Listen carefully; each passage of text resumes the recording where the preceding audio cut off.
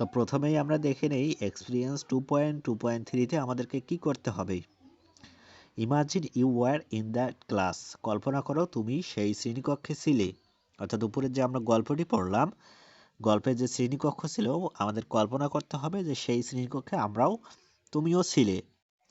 And after returning home, এবং বাড়ি ফেরার পরে, অর্থাৎ ওই শ্রেণীকক্ষে ছিলাম, সেই স্কুলটি ছুটি দেওয়ার পর আমরা যখন বাড়ি ফিরবো, আফটার রিটার্নিং হোম বাড়ি ফেরার পরে, you will share with your parents what happened in the class.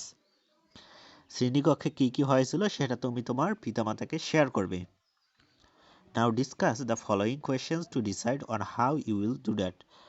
এখন আলোচনা করো যে নিচের প্রশ্নগুলো তুমি সেগুলো কিভাবে করবে। তো এটা মূলত এক্সপিরিয়েন্স 2.2.3, সেটা আমাদেরকে এই প্রশ্নগুলো নিয়েই আলোচনা করতে হবে। তো এই প্রশ্নগুলো আমরা খুব সুন্দরভাবে অর্থ সহকারে বুঝবো এবং এগুলোর উত্তর করার চেষ্টাও করব। তো দেখি প্রশ্নগুলো।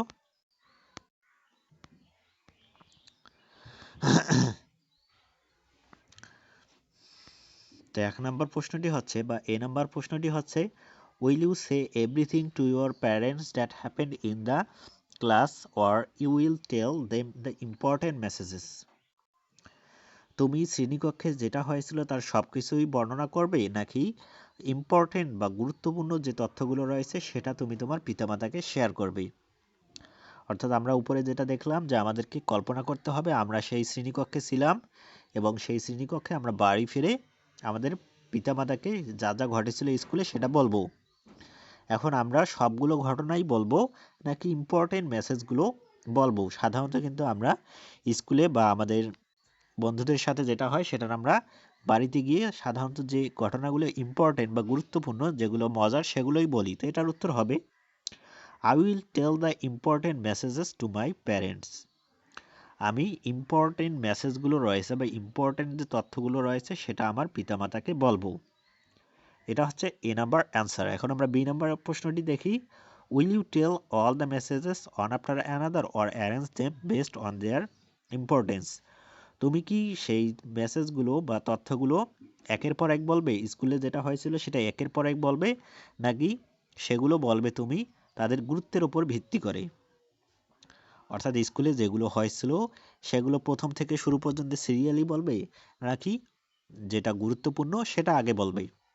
তো সাধারণত কিন্তু আমরা যে ঘটনাগুলো আগে, যেটা ভালো বা যে ঘটনার খুবই গুরুত্বপূর্ণ, যেটা মনে রাখার মতো, সেটাই আগে বলি।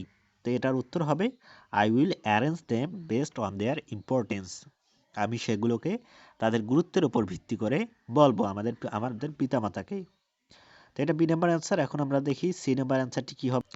তো তার আগে সি নাম্বার প্রশ্নটি একবার পড়ে নেই।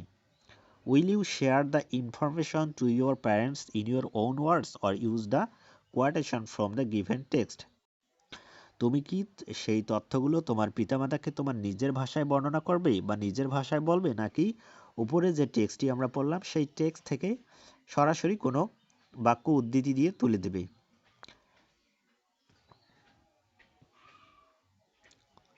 অর্থাৎ শ্রেণীকক্ষে যেগুলো হয়েছিল সেগুলো তুমি সরাসরি যে টেক্সটটি ছিল সেগুলো থেকে তুলে দেবে, নাকি তোমার নিজেদের মতো করে বলবে? তো অবশ্যই আমাদের যখন পিতামাতাকে আমরা বলবো তখন আমাদের নিজেদের মতো করেই তাদেরকে বোঝানোর চেষ্টা করবে, এতে করে তারা খুব ভালোভাবেই বুঝবে। তো এটার উত্তর হবে, I will share the information two my parents in my own words. আমি আমার পিতামাতাকে এই তথ্যগুলো শেয়ার করব নিজের মতো করে বা নিজের ভাষায়। এটা হচ্ছে সি নাম্বার অ্যান্সার। তোমরা আমার পড়া বুঝতে পারতেছো কিনা সেটা অবশ্যই কমেন্টে জানিয়ে দাও। আর আজকের ক্লাসটি ভালো লাগলে একটি লাইক দিয়ে তোমাদের বন্ধুদের কাছে শেয়ার করে দাও। তো এখন আমরা ডি নাম্বার প্রশ্নটি দেখি। Why do you narrate them in that way.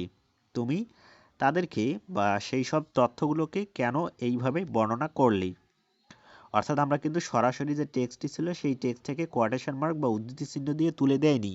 আমরা কিন্তু আমাদের নিজেদের মতো করে সেই তথ্যগুলো আমাদের পিতামাতাকে শেয়ার করেছি। তো সেটাই বলা হয়েছে যে তুমি তোমার তথ্যগুলো নিজের মতো করে কেন শেয়ার করলে, সরাসরি কেন বললে না? তো এটার উত্তর হবে, I narrate them in that way to make them easy to understand. আমি আমার নিজের মতো করে বলেছি তাদেরকে ভালোভাবে বোঝানোর জন্য। আমরা সরাসরি কোয়াটেশন মার্ক বা উদ্ধৃতি দিয়ে সরাসরি কোনো বাক্য বা সরাসরি কোনো তথ্য বলিনি। আমি আমার নিজের মতো করে ঘটনাটি বর্ণনা করেছি। তো এটাই অন্যকে বা আমাদের পিতামাতাকে ভালোভাবে বোঝানোর জন্যই কিন্তু আমরা এটা করেছি।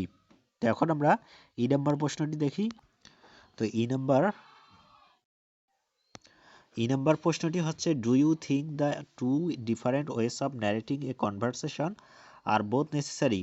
তুমি কি মনে করো এই দুইভাবে ন্যারেটিং করা বা এই দুই ধরনের বাক্য, একটা হচ্ছে সরাসরি তুলে ধরা এবং আরেকটা হচ্ছে নিজেদের মতো করে বলা, এটা কনভারসেশন বা কথোপকথনে খুবই গুরুত্বপূর্ণ? এই দুটো বাক্যই কি গুরুত্বপূর্ণ? তুমি কি মনে করো এটা?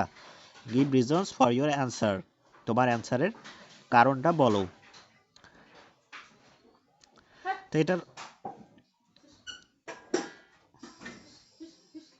তো এটার অ্যান্সার হবে yes, I think the different ways of narrating a conversation are both necessary.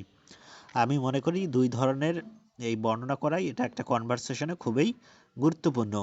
কারণ because sometimes we have to express the words of others directly.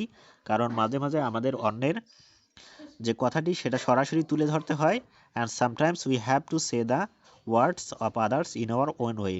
এবং মাঝে মাঝে আমাদের অন্যের কথাটি আমাদের নিজেদের মতো করে বলতে হয়। তো অবশ্যই কখনো কখনো আমাদেরকে কিন্তু অন্যের কথাটি আমরা সরাসরি কনভারসেশনে বলি এবং কখনো কখনো আমরা নিজেদের মতো করে বলি যাতে অন্যরা ভালোভাবে বোঝে।